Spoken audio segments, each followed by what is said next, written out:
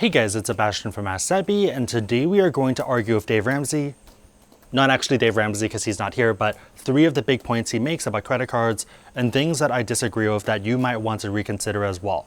One big thing that I really want to emphasize is that your mileage is going to vary. So even though I might talk about something might be logical, you know yourself better than I do. Do what makes sense for you. If you know that by following any of the advice I give you, you're going to get into a lot of debt, then don't touch anything because it's not going to be worth it. The point of this channel, the point of this community is to maximize the value of money you're already spending and to either get more cash back or to travel for free or to minimize the cost of traveling. For me and for a lot of people in this community, you don't even need to use your credit cards towards your typical expenses. You can use it towards your mortgage, you can use it towards the student loan payments, your rent payments, whatever else. And again, create spend in order to travel in style. The first biggest argument that people make to me is that by having a credit card, you are going to spend more money. And let's assume that is true. Let's assume that by having that card, if you go to the grocery store, you're going to buy more stuff that you don't need, or you're going to buy more electronics, whatever else, trash that doesn't generate you money or value. Even if that's true, there are still credit cards out there where it makes sense to get because it's a mechanism to create travel value. These are cards that I typically consider keeper cards, and that's what I kind of call them here. But the idea is that you are paying an annual fee. You don't have to spend any money on that card.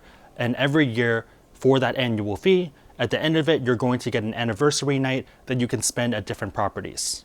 This means that you might be paying something like $95 in order to get that certificate that you can apply to hotels that might be $300, $400, $500 a night. Using that 500 figure and that 95 figure, you're effectively creating $400 in value just by having that card. Again, don't even worry about using it for your groceries or whatever else. Cut it up, freeze it, bury it in the sands, let your dog have it, do whatever else. You can still get value from those cards. Another way to think of it is kind of like a Groupon where you are paying an upfront cost in order to get something. As long as you can use that item, you're getting value. If you don't use it, obviously it's a waste, but if you can use it, you're saving money. There are a lot of cards that fall into this category. I'll put them up on the screen. You might not really care, which is fine, but again, the idea is that you might be paying something like $1,000 in annual fees, but you might be getting something back like $3,000 in travel. If you're going to do those trips anyways, if you're going to spend that $3,000 anyways, why not instead spend $1,000 and have $2,000 extra that goes into your bank account, into your investments or whatever else? If I go to a buffet, know that I'm going hungry and I'm going to focus only on the high value items. I'm trying to maximize the value I'm getting. If I'm paying $30, I want to eat $60 worth of food. The second major argument that people make is that instead of focusing on all these rewards and all these statuses and points and stuff, why don't you just save money and use it towards the trip? That's probably a better use of your time. So for that, there is a lot to unpack there. Using your time effectively, it really depends on what you're doing in your off time. If you're someone who's just on Facebook or YouTube for an hour every day, myself included, then I don't really think it's a waste of your time because you're not doing anything that generates money anyways. If you're someone who has a side business who is actively working from 5 to 10 p.m., then that's a bit different. Again, I would focus on that there. It really depends on your circumstances. The other part of it too is going to be upgrades as well as the other benefits you get of the card. Most of these keeper cards come with status, and the benefit of status is that you can get upgrades. You can be 2 people and get upgraded to a 3-bedroom suite because you have status. The other thing too is that for a lot of places, you also might be able to get free breakfast, and depending on where you are, having that free breakfast might be very beneficial. If you are in Bora Bora, if you're in the Maldives, if you are in a place that's more resort style, you don't really want to go off property to get food. And if you want to pay cash for that food, yes, you can do that, but you're probably paying about $30 a person. Randy and I noticed this firsthand when we went to Bora Bora, just because a lot of people there were talking about how they spent $15,000 or $20,000 for that 1-week vacation, typically for a honeymoon. For us, we did this by getting 3 cards, and we didn't rack out debt just because we were only using the cards to pay off our rent that we would have to pay off anyways. Again, there's a lot of spend that you have, like your electricity, like your phone bills, like your rent. And again, you can only use your cards for those transactions that you're not going to increase due to having that card. Ignoring opportunity costs, because I think that's beyond the scope of this video, we paid about, let's say, $800 in annual fees in order to get that same vacation that people paid $12,000, $15,000, $20,000 for.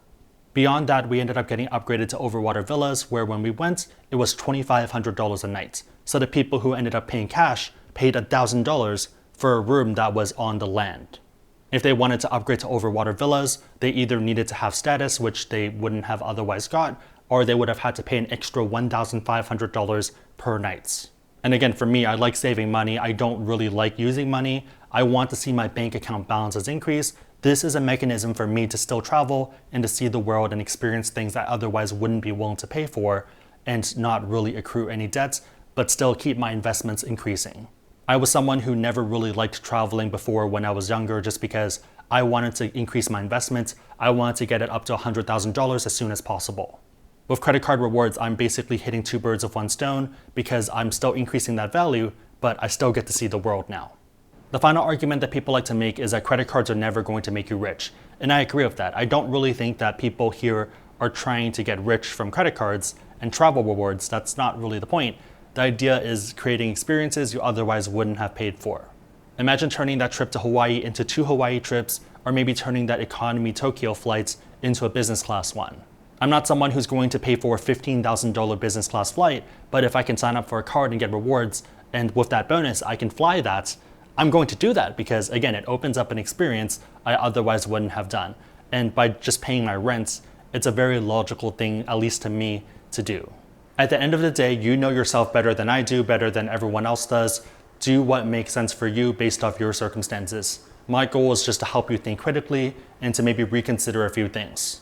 One example that I like to use a lot is that I feel like credit cards are like alcohol. For some people, they definitely should not drink it because they know that it causes them a lot of problems in their life, and that makes a lot of sense. But I think for other people, as long as they're responsible, that's what really matters.